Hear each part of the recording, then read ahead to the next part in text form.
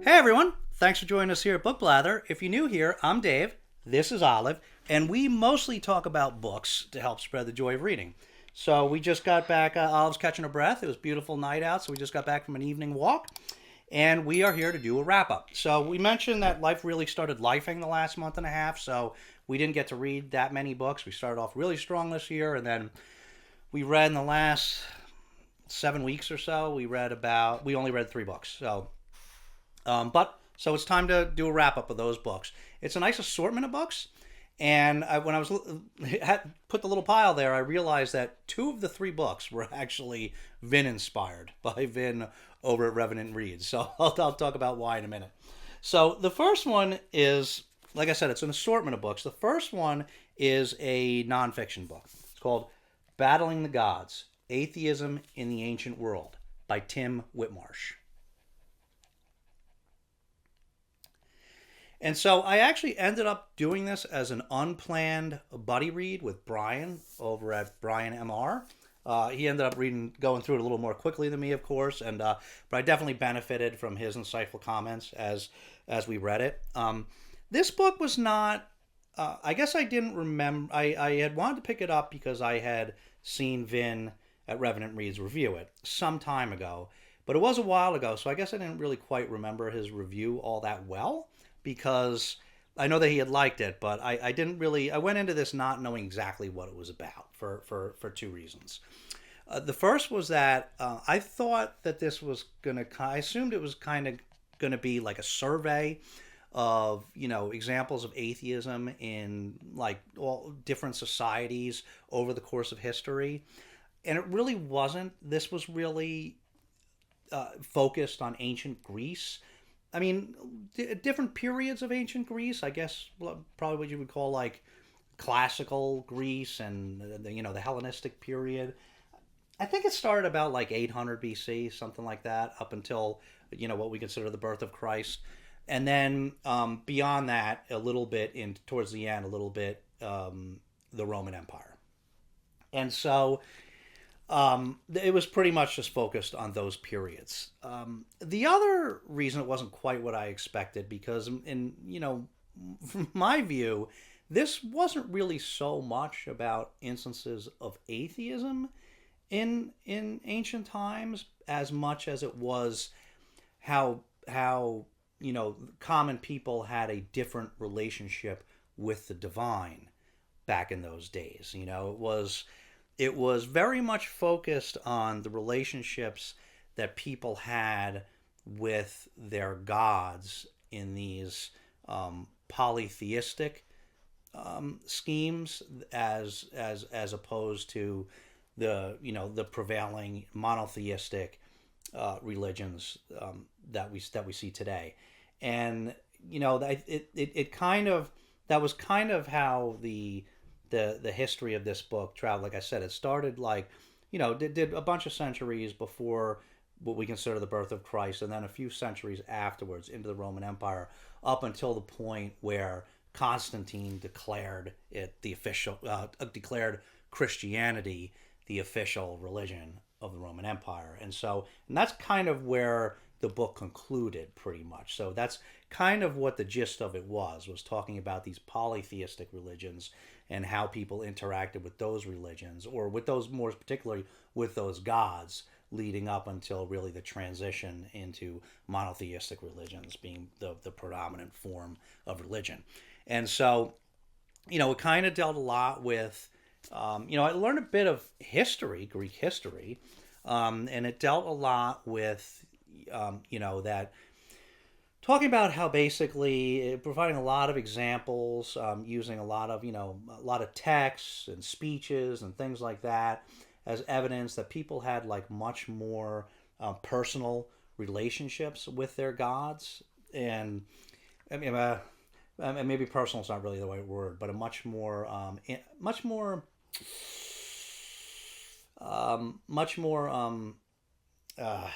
I don't know, much more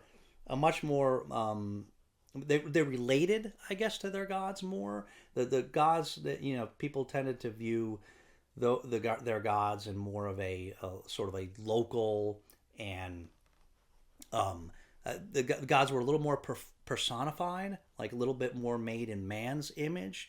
They suffered from a lot of the same shortcomings and flaws, and they had some of the same vulnerabilities that humans do, and they were a lot more sort of human-like than we generally think of it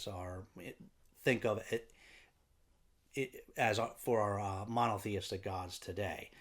And so it was a lot about that, and a lot about how it was very individualized and local. Like a particular maybe Athena in this city state would be a little bit different from the Athena in this city state or in a particular town, because they just a lot of the beliefs and views of these particular gods could be very localized and very personalized. And so that was really interesting, I think, actually learning about that, and how much and how intimate's not really the way. I'm trying to find a word that distinguishes it more from I think the way that people tend to be with today in our traditional in our widespread monotheistic religions. I'm using all the wrong words, because people do consider that they have very personal, very intimate relationships with the gods. But I think the distinction today really is that today's gods, or monotheistic God, tends to be a little more elevated, I guess, than the gods that people had relationships with back in the polytheistic schemes of ancient Greece and early Roman Empire. So it was good. I'm probably not doing it justice, but it was. I didn't like it as much as I wanted to, but I did still enjoy it. It had, in some ways it was at points it was more of a history book than a book about atheism, but I did kind of like that. It got to be a little too much at times. There was a lot of not characters, but a lot of people. There was so much name dropping in this. There was just so many constant instances of a different individual that said, had these additional few words about something, and it got hard to keep. It got a little mind numbing and hard to keep track of after a while. He talked about so many of these different individuals, but it was pretty. It was pretty good. If that topic sounds interesting, I think it's worth a read. I don't want to say I loved it, but I think I'm glad I read it. So I'll leave it at that. I'm not doing that book justice. Okay, then the next one we read is we read a Karen Slaughter book called Last Breath, and so I had wanted to read Karen Slaughter for a while. Particularly, I wanted to read Pretty Girls. Obviously, I heard a lot about that book, and so a lot of buzz about Karen Slaughter. And she got these bestsellers, and Pretty Girls was supposedly really intense. So I wanted to get to her, this is Last Breath was. It must have been like it must have been like on sale for 99 cents at some point or something. That's why, I'm like, oh, I'll try Karen Slaughter, and I got it. That's probably what happened. So that's the one that I had, and so I gave it a try.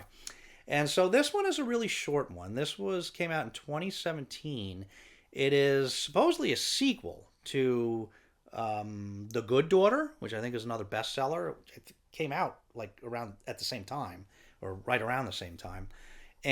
But this is supposedly a prequel, like kind of a standalone prequel. But I guess so. What this book was about was the main character is this Charlie.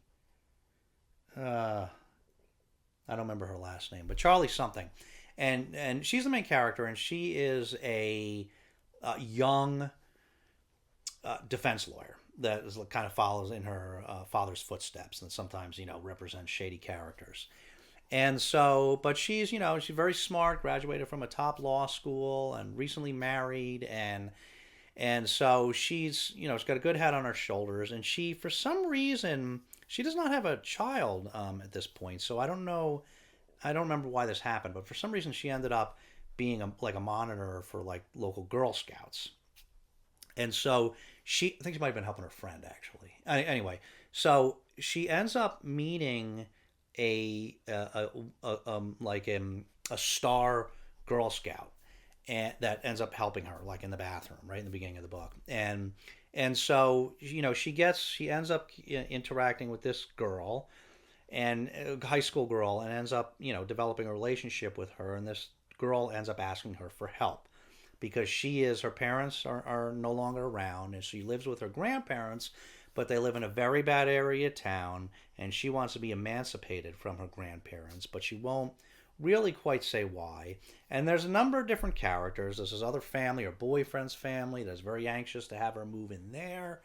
And there's some detectives, and so there's different characters. Other shady character that she had been representing, and so there's these different characters here, and she ends up getting involved with this girl to try to help her, and of course all these characters like come into play, and there's sort of like it's just like it's I don't know what to characterize this book as. I would I guess it's a thriller, but it wasn't really all that thrilling. It was really just like suspense, and it wasn't that long. I mean, it was like, I mean, you would read this book in a few hours, so it wasn't long enough to build like a complex story. So there's there's a suspense and mystery about like who's playing who among all these different people. And so it was good. It was one of those ones. It's a fun way to pass a few hours. I thought it was kind of predictable. Not there's these elaborate schemes involved, so the details of that and the complexity of that was not. I mean that you couldn't predict, but in terms of the characters, I thought it was relatively predictable. But it was fine. I mean, I wouldn't say not to read it. I mean, like I said, I wanted to try Karen Slaughter, and so I think it was good because I learned now that Karen Slaughter writes well, and she writes in quality of her writing is good, and she writes in an engaging way. It keeps you hooked, so it keeps you hooked in, so you keep going, and so it was good. It wasn't a fantabulous story, but like I said, it's hard to do that with. This was a novella, short novella, so it's tough. It's tough to do too much with it. So I know that I like her as a writer, so I'll certainly move on. I'll try more of her stuff. In particular, I think I want to try that Pretty Girls. I don't think in terms of storytelling ability, you can't judge too much based on like a book this short. So I mean, it was pretty good for what it was. And then the last book that we read is this was another. And this was the other Vin inspired read was The Handmaid's Tale by Margaret Atwood. And I said because this was one of a whole bunch of at my last TBR I was very ambitious and I had a whole bunch of books picked out. This was one of the if I get to it books, and this ended up being one of the only couple that I read because and that is because Vin once he saw I had on my list, he wanted to buddy read it. And so we did, and that forced me to read this one. And so Vin got me to read 2 books out of the 3. And so I buddy read this with Vin and also from Revenant Reads and Elaine from Cobalt Dragon. So we buddy read this together. I fell down on it a little bit as I did with everything the last 6-7 weeks, but so I was a little slower, but I did get it done. This book. I had never read. It's one of those many books that I'm ashamed to have never read yet, and I'm glad I finally did. This book was phenomenal. It is now the best book of the year so far for me. So this is published, if you don't know about this book was published in 1985, and this book, it became a modern day classic. What the story, if you're not familiar with the story, it revolves around. It's a future dystopian U.S. where the U.S. has been in the near future. The U.S. suffers a surprise violent overthrow of the government, and it's replaced by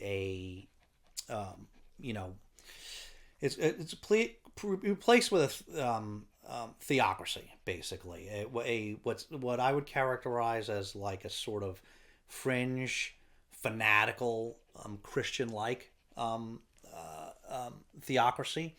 And what I didn't, it wasn't immediately obvious to me, but what Vin picked up early, and because he's more astute with this sort of thing, is that a big influence of this was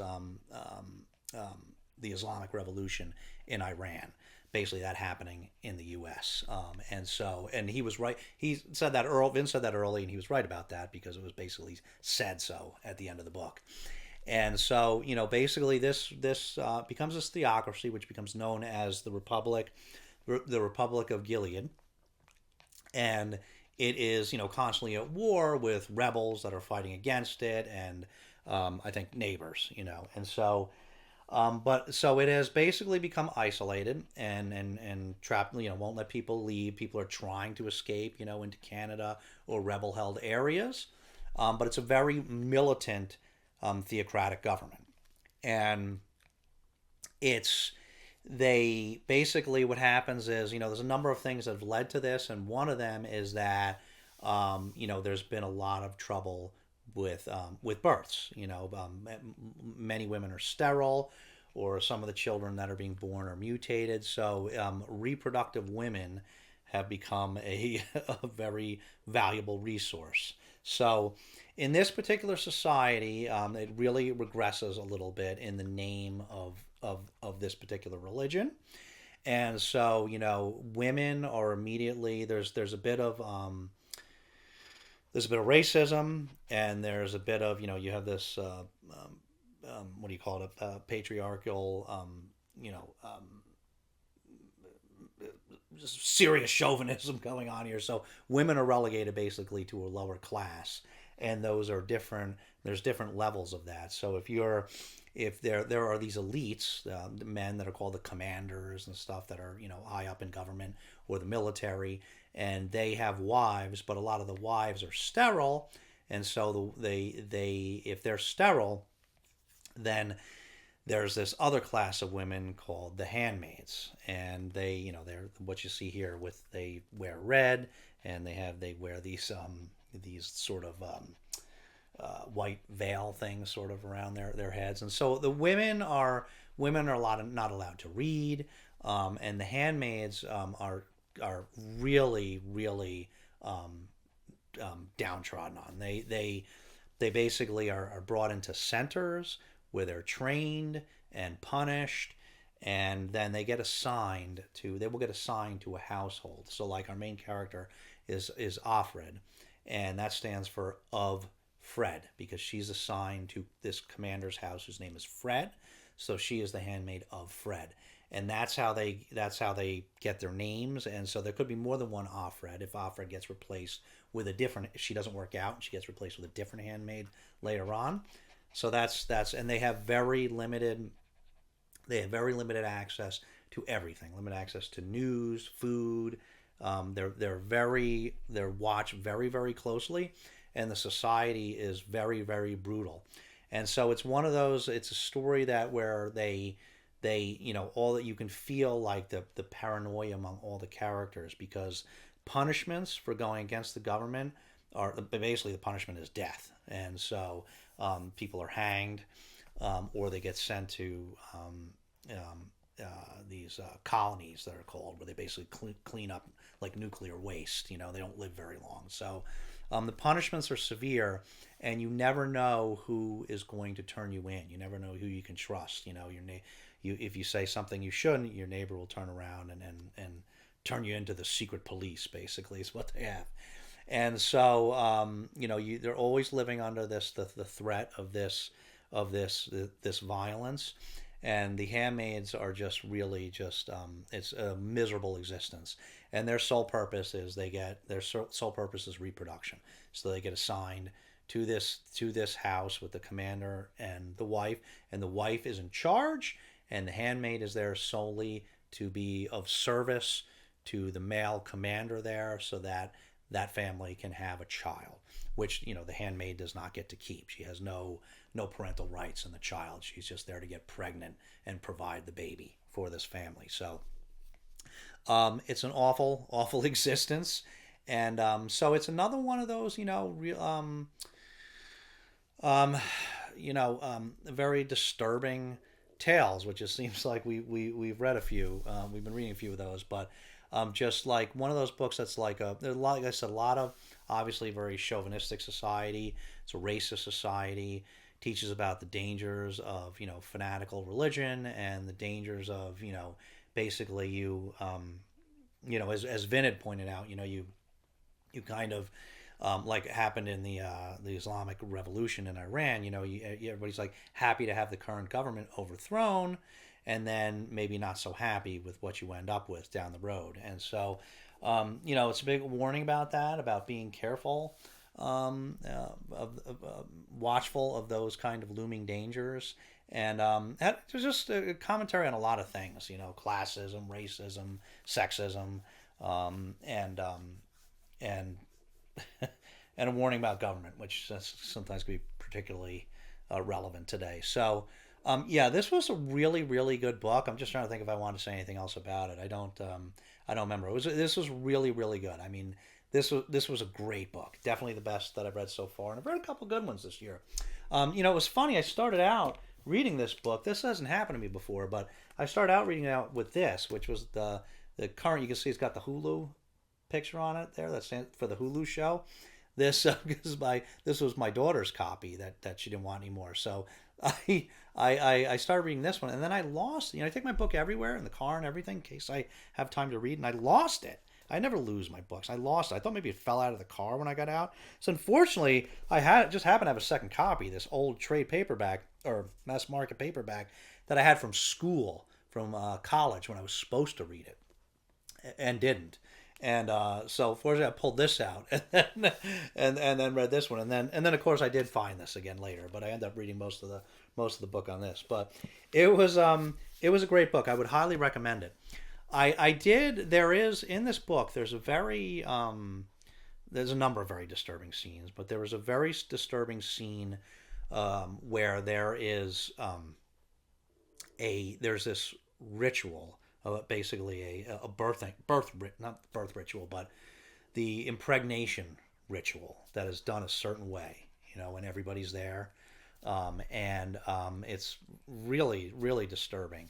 And when I read that, I remembered that scene from somewhere, and I'm like thinking, there must be a movie, or there must have been a movie about, because there's a more recent show. But I'm like, there must have been a movie about this because I've seen this somewhere, or else I saw some movie that copied that scene. So sure enough, then I went and looked when I was finished, and there was a 1990 film about this book. It starred what was her name? I'm not gonna remember the name now, but it was I'm not gonna remember any of them. I don't have my stuff here, but it's like Faye. Oh God, who were they? Aidan Quinn was in it. Faye Dunaway. But of course, the two main characters, I'm not remembering their names now. But anyway, well, if I remember, I'll put it in there on the bottom. So some good actors in it. But the movie was. I went and watched it, and evidently I did see that movie or part of that movie at some point many, many years ago, because that's what I'm remembering. But that's what happens. It's so old, I don't remember seeing the movie. It's just that scene like registered in my mind. But so that was out in 1990, and so I just watched it after reading the book, and it was not that good. I would not recommend it. It was, and I don't really blame anybody for that, really. Having watched it, I realized that this is not the type of story, I don't think, that you can tell in in a film that's less than 2 hours. It's like it's too much. So like it's the film felt very, very rushed. There was just too much happening too quickly, and a lot of things just got missed. You know what I mean? So it wasn't. I don't think that was the actors. Not that the actors did a bad job or that it was a bad script. I just don't think you can write a movie script, a short movie script to tell this story. So it is now a Hulu show. I think they're actually just doing the 5th season, or it just came out, or they're doing it now, and that it is supposedly very, very good. Actually, my wife watched most of it, and she said it's very good. But it's got a lot of acclaim. This sounds like a story that's more appropriate for a show where you've got a lot of time to tell the story. So we're going to be trying that next, but we weren't going to wait for that to do the video because it's going to take us a long time to get through that. Atwood also came out with a sequel to The Handmaid's Tale just in 2019 called The Testaments. And I'm going to be reading that for sure because we love this book so much. And that tells the story of this world about 15 years later. So I'm curious to see what's happened to the Republic of Gilead and what's happened to one of the, I think it centers around also one of the aunts, which were the women that were, in charge of the handmaids, kind of like brutal women that were not kind as they were in charge of their the handmaids, like religious education and handmaid tutoring on how to be a handmaid. And but that's that was part of the the danger of a society like this, was that it ends ends up working because it involves a lot of the people. It makes a lot of people participate, become maybe reluctant participants, but participants nonetheless. And it makes people more able to more accept this. Even the handmaids end up being forced to partake in certain activities that make them active participants, so that they're part of the process, and it's a little harder to buck against it, or makes it a little more willing to accept it. But anyway, this Testaments, I think, follows the story of one of the aunts from this book and like a couple other characters, but 15 years in the future. So sounds pretty interesting. And I just read that Hulu also is already contracted to do a show based on the Testaments. So yeah, so it was good. I'm really good. I got introduced to this world. I would highly, highly recommend Handmaid's Tale, either this version or this version. If you haven't read it yet, it is really, really phenomenal book. Very addictive. I thought I kind of had it in my head that it was going to be like, maybe a little dry. Just I don't know, just because I knew it was like a classic, but it was not. It was very addictive, and it moved, and it was very, very engaging. And we read. I forgot to mention, we read this because we read this as part of the banned books project that is spearheaded by MJ over at Reading This Life, and that's why we had pulled that one out originally to read it. So we're going to try to.